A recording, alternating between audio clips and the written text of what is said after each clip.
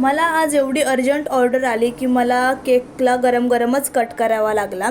तर तुम्ही इथे बघू शकता मी लेयर्सला गरम गरमच कट केले आहेत। तर मला इथे 1 kg ट्रफल केकची ऑर्डर आली होती आणि मला याला कार थीममध्ये बनवायचा होता।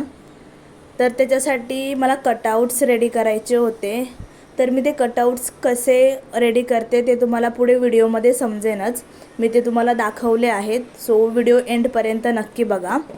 तर मी इथे एक एक लेयर असेंबल करत आहे। ते झाल्यानंतर इथे ट्रफल यूज करून पूर्ण केक मी रेडी केला आहे। ट्रफल ॲक्च्युली मी ऑलरेडी रेडी करून ठेवते, त्याच्यामुळे मला त्याचा काही इश्यू आला नाही।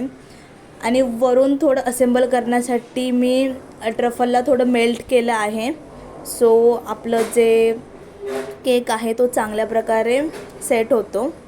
सो ते झाल्यानंतर मी त्याला 15 ते 20 मिनटं फ्रीजमध्ये सेट करायला ठेवलं।